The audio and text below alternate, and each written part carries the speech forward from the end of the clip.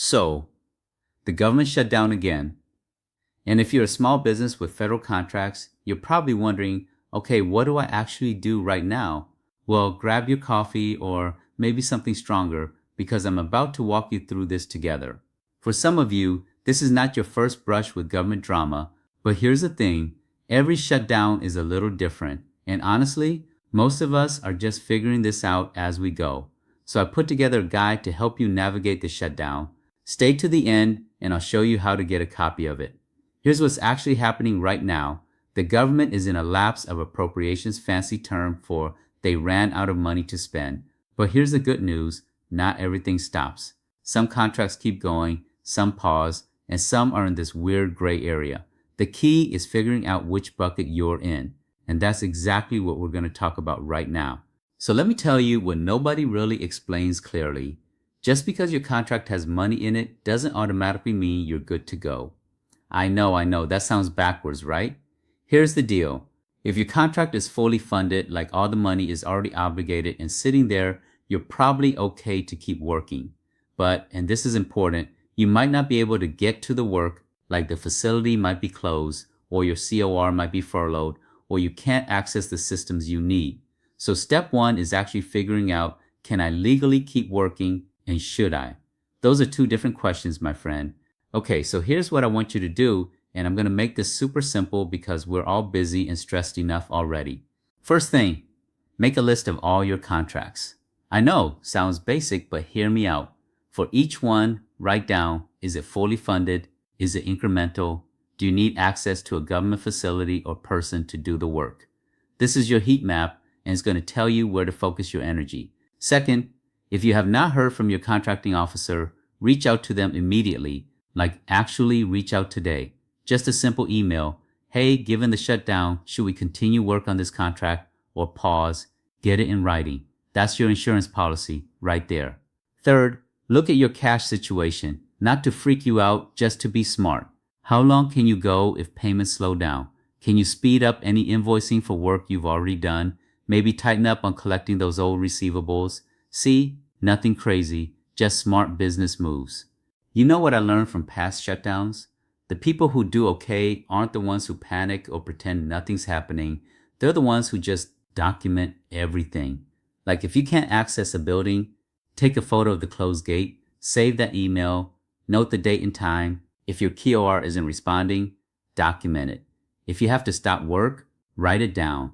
Because when this is over, and it will be over, you might need to ask for a time extension or cost adjustment. And that documentation is gold.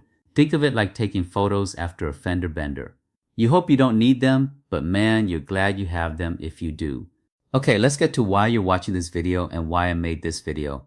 I put together a resource called the Government Shutdown Survival Guide for Government Contractors. It's available to you as free resource to help you navigate these troubled times. What I love about it is it's not some vague stay calm advice. It's actual practical stuff like the top 5 moves you should make right now, like today, not eventually. Templates for emails you can literally copy and paste to send to your CO, your subs, your team. Because who has time to craft the perfect message when you're juggling everything else? A breakdown of how different contract types work during a shutdown because a fixed price contract and a time and materials contract are not treated the same way.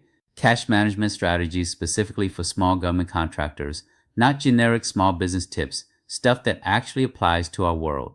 And my favorite part, there's a 1-page fridge sheet that summarizes everything. Print it, stick it on your fridge or desk, and you've got your game plan right there. Here's the thing I want you to remember. Shutdowns are temporary. They always end. Always. The longest one in history was about a month, and most are way shorter than that. So this isn't about survival mode or panic. It's just about being smart and prepared. It's about making sure that when things start back up, and they will, you're in a good position.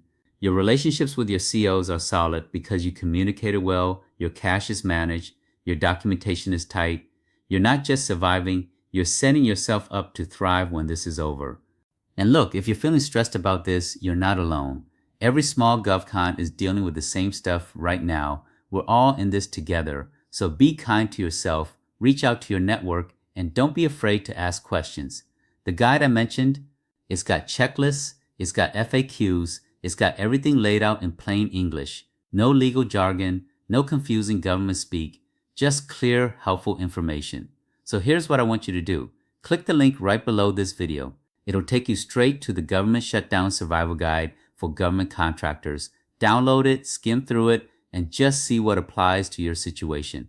Maybe you're already doing everything right, awesome. But maybe there's one thing in there, one template, one tip that makes your life easier. And honestly, that's worth the 2 minutes it takes to download it. I want you to get through the shutdown feeling confident and prepared, not stressed and scrambling. So grab the guide, take a deep breath, and know that you've got this, and it's free. We're all going to be okay. Click that link, get the guide, and let's navigate this together. I'll see you on the other side of this shutdown. And hey, drop a comment and let me know how you're doing. I'd love to hear from you. Take care, friend. You've got this.